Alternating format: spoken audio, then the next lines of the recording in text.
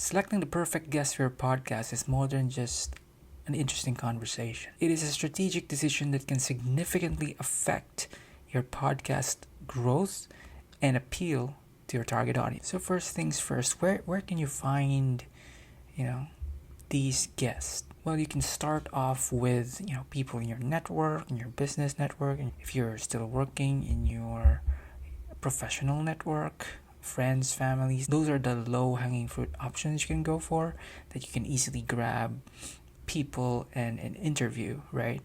But the most important thing is the people you select in these network of yours, they need to be first and foremost aligned with the theme of your podcast or the topic of your podcast. So once you've exhausted these low hanging fruit ones, then you may need a professional to do some outreach work for you for podcast guesting. Or another option would be their existing platforms, for example. Like, this is not really a recommendation or a sponsor. For example, Podmatch. They have like a network of podcasters that are aspiring podcasters, as well as solely just people who are interested only in becoming podcast guests. But they also have the option of both, wherein not only do you have your own podcast, but at the same time they are also looking to guest on other people's podcasts. But the number one criteria I would say in choosing the right guest for your podcast is that the guest that you're looking for must be aligned with the needs of your podcast audience, right? Or they must meet that sort of, in a way, business need, just for consistency for your podcast topics as well as for your podcast theme. So that also means your guest must offer an insight, a solution to a particular challenge that you're asking that's in line with the topic of your podcast.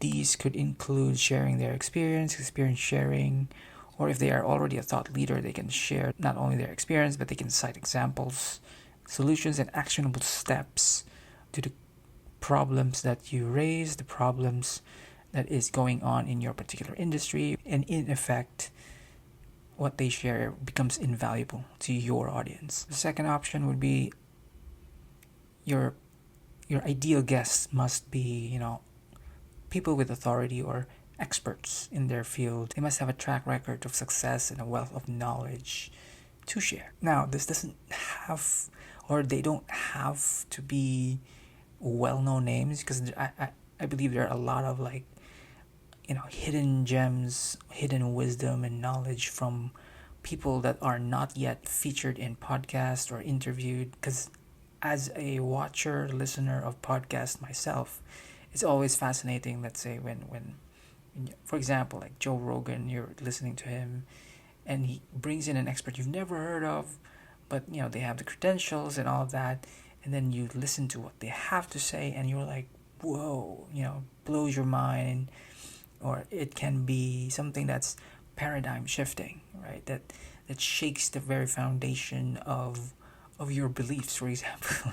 But that's a bit too much, but yeah, you know what I mean. Now, just because you're finding and searching for this guest, it doesn't mean that you don't filter them. Of course, you need to do some degree of background checking. Of course, for expertise, you can do this by googling their name or searching for their name, researching for their name in YouTube or in LinkedIn to see if they've done other podcast guestings.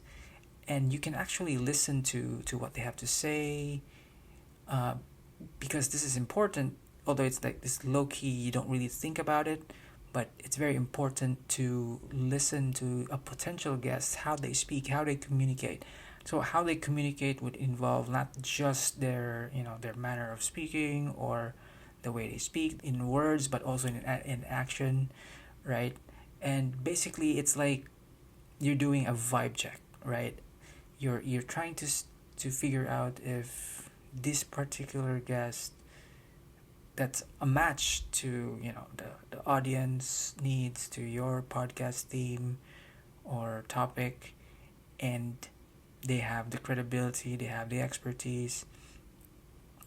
But then the most important thing is if they are a match to your communication style. Like, for example, you're a shy type, and then this particular guest is just super aggressive, super intense, based on what you've seen so far. So you have to think that it matches all your checklist already. So these guests already match with your checklist of alignment for podcast, brand, theme, and audience.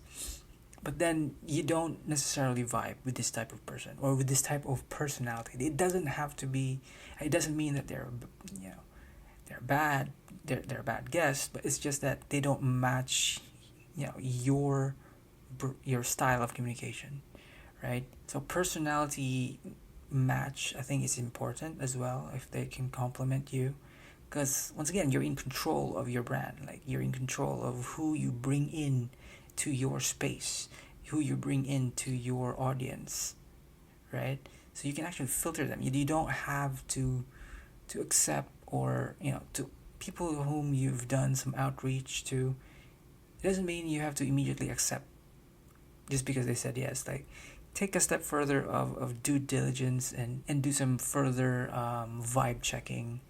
If a particular target guest, with all their credentials, potential, reach, and all that, if you're willing to bring them into your podcast space, or and then be related to your brand, so things like that. So at the end of the day, it's a balancing act of whether this guest would enhance your content and your brand, while also considering the value they bring, not just to your brand, to your podcast, but also to your audience. And also, you have to think about how it can contribute to the growth of your podcast.